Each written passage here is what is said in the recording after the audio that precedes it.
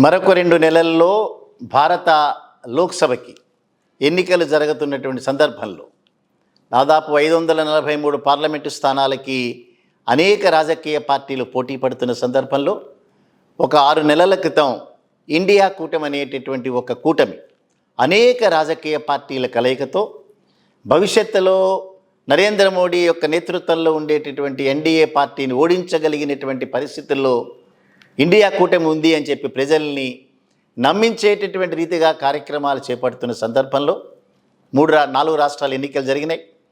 దానిలో అనేక సర్వే ఫలితాల ప్రకారం మధ్యప్రదేశ్ మళ్ళీ తిరిగి కాంగ్రెస్ చేతిలోకి వెళ్ళబోతోంది అనేటటువంటి ఒక సర్వే ఫలితం వచ్చింది. ఛత్తీస్గఢ్ మళ్ళీ కాంగ్రెసే కంటిన్యూ అవుతుంది అనేటటువంటి ఒక మాట మాట్లాడినారు. అదే రకంగా రాజస్థాన్లో పోటాపోటీగా జరుగుతున్నటువంటి సందర్భంలో ఇండియా కూటమికి అవకాశాలు ఉన్నాయనేటటువంటి మాట మాట్లాడారు. వీటన్నిటికీ భిన్నంగా భారతీయ జనతా పార్టీ చాలా చారిత్రాత్మకమైనటువంటి విజయాన్ని 3 రాష్ట్రాల్లో సాధించడమే కాకుండా తెలంగాణ రాష్ట్రంలో కాంగ్రెస్ పార్టీ ఏర్పడిన భారతీయ జనతా పార్టీని వ్యతిరేకించేటటువంటి టీఆర్ఎస్ పార్టీ ఓటమి పాలైన భారతీయ జనతా పార్టీ దాదాపుగా 15-16% ఓట్లతో అనేక 14-15 స్థానాల్లో 2వ స్థానంలోకి రావటం, 8 స్థానాల్లో విజయం సాధించటం, ఇవన్నీ కూడా చాలా సాధారణమైనటువంటి విషయాలుగా ఎవరికైనా కనిపించవచ్చు. కానీ బట్ అది అసాధారణమైనటువంటి విషయంగానే మనం భావించాలి. 4 రాష్ట్రాల ఎన్నికలు కూడా లోక్సభకు జరగబోయేటటువంటి పార్లమెంటు జరగబోయే ఎన్నికల్లో ఇది సెమీఫైనల్గా గుర్తించారు అందరూ కూడా. సెమీఫైనల్లో చాలా అద్వితీయమైనటువంటి విజయాన్ని భారతీయ జనతా పార్టీ మూటగట్టుకోవటమే కాకుండా ఇండియా కూటమిని ఒకంత నిరాశకు గురి చేయటం అనేటటువంటిది, అప్పటికే ఇండియా కూటమిలో ఉండేటటువంటి చిన్న చిన్న మనస్పర్ధలు ఏవైతే ఉన్నాయో కొన్ని రాజకీయ పార్టీలు మళ్ళీ తిరిగి పునరాలోచించేటటువంటి విధంగా ఆ 4 రాష్ట్రాల ఎన్నికలు జరిగినాయి. దానితో పాటుగా రామాలయ నిర్మాణం, అదే రకంగా జ్ఞానవాపి మసీదులో కృష్ణుడికి సంబంధించినటువంటి పూజలు, వీటి తర్వాత ఇండియా కూటమి ఒక్కొక్కటిగా విచ్ఛిన్నం అవుతూ ఇమీడియట్గా మొట్టమొదటి నిర్ణయం మమతా బెనర్జీ గారు తీసుకున్నారు. నేను నా రాష్ట్రంలో ఉండే 42 లోక్సభ స్థానాల్లో 2 స్థానాలు మాత్రమే కాంగ్రెస్కి కేటాయిస్తాను తప్పిస్తే మరి ఏ ఇతర పార్టీకి ఏది కూడా నేను కేటాయించనని చెప్పారు.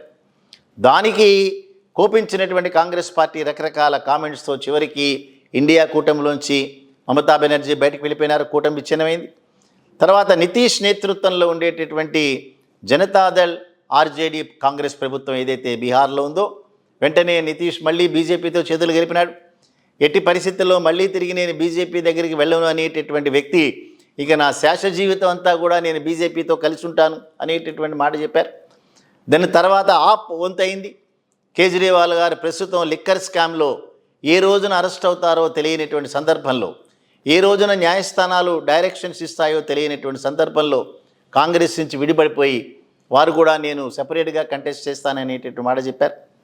అదే రకంగా ఉత్తరప్రదేశ్లో జాట్ల ఆధిపత్యంతో ఉండేటటువంటి రైతులకు సంబంధించినటువంటి ఒక ఓట్ బ్యాంక్ని సుస్థిరం చేసుకునేటువంటి రాష్ట్రీయ లోక్దళ్, ఇది చరణ్ సింగ్ గారి తర్వాత వారి యొక్క తనయుడైనటువంటి అజయ్ సింగ్ అనేటువంటి వారు దాన్ని ఏర్పాటు చేసినారు. తర్వాత వారి మనవడు ఇప్పుడు దానికి నాయకుడిగా ఉన్నారు. సో ఏవైనప్పటికీ కూడా మళ్ళీ తిరిగి అదే రాష్ట్రీయ లోక్దళ్ అనేటటువంటి పార్టీ మళ్ళీ తిరిగి ఎన్డీఏలోకి వెళ్ళటం అనేటటువంటి జరిగింది.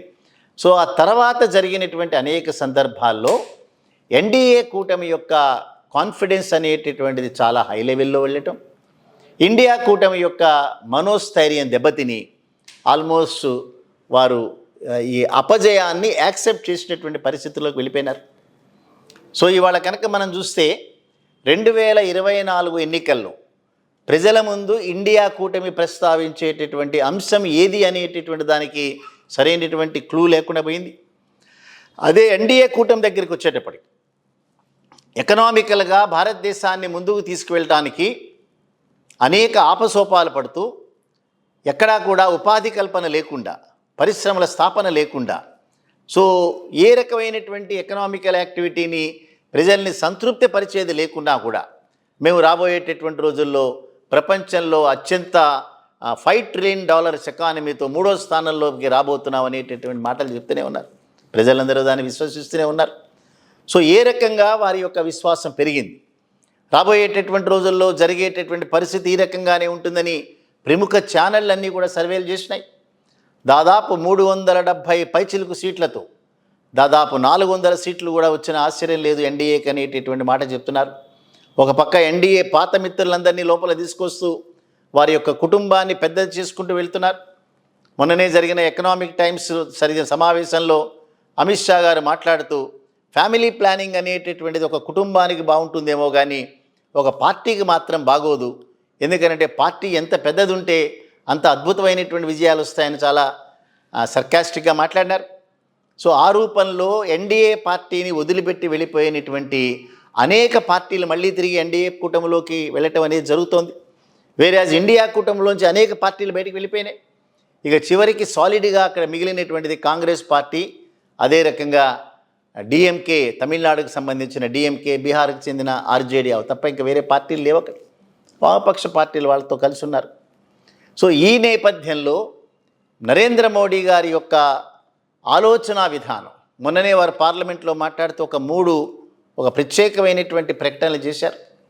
మొట్టమొదటి ప్రకటన, 3వసారి కూడా మేమే రాబోతున్నాము, ఈసారి మా రాక అనేటటువంటిది అసలు భారతదేశంలో ఎప్పుడూ కూడా ఏ రకమైన జాతీయ పార్టీ అన్ని ఎక్కువ స్థానాలతో గెలిచి రాలేదనేటటువంటి ఒక మాట చెప్పారు. సో వారి దగ్గర ఏ రకమైనటువంటి వివరాలు ఉన్నాయో మనకు తెలియదు, కానీ చాలా కాన్ఫిడెంట్తో చెప్పినటువంటి మాట అది. రెండవది మాట్లాడుతూ 3వసారి మేము చేసేటటువంటి పరిపాలన ఏ రకంగా ఉంటుందనంటే రాబోయే 1000 సంవత్సరాల కాలం మా పరిపాలనని ప్రజలు జ్ఞాపకం పెట్టుకుంటారనేటటువంటి మాట మాట్లాడారు. చాలా వ్యాలిడ్ స్టేట్మెంట్ అది. ఇంతవరకు ఎవరు కూడా ధైర్యం చేయలేదు. నెహ్రూ గారి దగ్గర నుంచి చూస్తున్నాం మనం. ప్రజలకు నచ్చేటటువంటి జనరంజక పరిపాలన చేసినటువంటి కాలాలు మనం చూసాం, కానీ 1000 సంవత్సరాల కాలం పాటు అడ్మినిస్ట్రేషన్ని గుర్తుపెట్టుకునేటటువంటి పరిపాలన, దట్టు అనేక మంది వ్యతిరేకిస్తున్నటువంటి నరేంద్ర మోడీ గారి దగ్గర నుంచి ఆ మాటలు రావటం అనేటటువంటిది కొద్దిగా ఆశ్చర్యకరమైన విషయం. 3వ మాట మాట్లాడుతూ కాంగ్రెస్ ముఫ్త్ భారత్, అంటే భారతదేశాన్ని నుంచి కాంగ్రెస్ పార్టీని పారద్రోలుతాము, దానికి మేము కట్టుబడి ఉన్నామని చెప్పిన మాటలు చెప్పినటువంటి నరేంద్ర మోడీ మొన్న మాట్లాడుతూ కాంగ్రెస్ని కంప్లీట్గా భారతదేశం నుంచి బయటికి వెళ్ళటం అనేటటువంటిది మాకు అది ఇష్టమైనటువంటి కార్యక్రమం కాదది అనే మాట మాట్లాడారు. సో కాంగ్రెస్ అంతరించిపోవాలని మేము కోరుకోవటం లేదు అనే మాట మాట్లాడారు. కనీసం వారికి 40 స్థానాలు వచ్చినా కూడా బాగానే ఉంటుంది అనేటటువంటి ఒక సింపతి కూడా వారి మీద చూపించారు. ఎందుకు వచ్చింది కాంగ్రెస్ పార్టీకి ఈ దుస్థితి? ఇవాళ మనం చూస్తే అనేక పార్టీలు ఇండియా కూటమిలో నరేంద్ర మోడీ అనేటటువంటి వ్యక్తిని ఓడించడానికి భారతీయ జనతా పార్టీ ఒక రకమైనటువంటి మతతత్వాన్ని ప్రోత్సహిస్తోందనేటటువంటి ఒక ఆరోపణతో ఆ పార్టీని ఓడించాలని కూడగట్టినటువంటి పార్టీలన్నీ కూడా చివరికి భారతీయ జనతా పార్టీని వాడితో పోటీ చేయటం మానేసి కాంగ్రెస్ పార్టీకి వ్యతిరేకంగా పోటీ చేయటం అనేది ఏ రకంగా ప్రజలు అండర్స్టాండ్ చేసుకోవాలి. ఏవైనప్పటికీ కూడా భారతదేశంలో రోజు రోజుకి బలపడుతున్నటువంటి ఎన్డీఏ కూటమికి వ్యతిరేకంగా ఎక్కడైనా ఏదైనా కనుక రీజనల్ పార్టీస్ ఏమైనా ఫైట్ చేయాలని అంటే వాళ్ళల్లో ఫస్ట్ ఒక అండర్స్టాండింగ్ రావటం అనేది చాలా ప్రముఖమైనటువంటి అంశం. అదే రకంగా ప్రతి ఒక్క వ్యక్తి కూడా నా నేతృత్వంలో ఉంటే మాత్రమే నేను ఎన్డీఏకి వ్యతిరేకంగా కూటమికి నేను చేతులు కలుపుతాను తప్పిస్తే నా నాయకత్వం కనుక లేకపోతే నేను రాననేటటువంటిది ఎప్పటి నుంచో జరుగుతున్నటువంటి ప్రహసనం ఈ భారతదేశంలో. సో అందుచేత వచ్చేటటువంటి రోజుల్లో ఎకనామికల్ యాక్టివిటీ ఏదైతే ఉందో అది చాలా ప్రధానమైనటువంటిది. ఇప్పటికే 2 సార్లు అవకాశం ఇచ్చారు భారతీయ జనతా పార్టీకి, ఎన్డీఏ నాయకత్వానికి. 3వసారి వారే వస్తామని చెప్తున్నప్పుడు ఒకవేళ కనుక వారు వచ్చే మాట అయితే ఏ రకమైనటువంటి ఎకనామికల్ యాక్టివిటీ జరుగుతుంది, ఎన్ని వేల మందికి ఎన్ని లక్షల మందికి ఉద్యోగాల కల్పన చేస్తారు, లేనివాడి యొక్క పరిస్థితి ఏమిటనేటటువంటికి సమాధానం చెప్పాల్సిన అవసరం ఉంది. ఏవైనప్పటికీ కూడా ఇండియా కూటమి అనేటటువంటిది ప్రజల్లో ఒక రకమైనటువంటి ఆశలు రేకిచ్చిన సందర్భంలో తిరిగి అదే రీతిలో కూటమి విచ్ఛిన్నం అవటం అనేటటువంటిది ఒకంత బాధాకరమైన అంశమైనా కూడా భారతదేశ రాజకీయాల్లో రేపు రాబోయేటటువంటి రోజుల్లో ఏ రాజకీయ పార్టీ ప్రజల యొక్క ఆశల్ని, వారి యొక్క ఆశయాల్ని ప్రతిబింబిస్తూ వారి యొక్క కార్యక్రమాలు ఎట్లా ఉంటాయనేటటువంటిది వేచి చూడాల్సినటువంటి అంశం.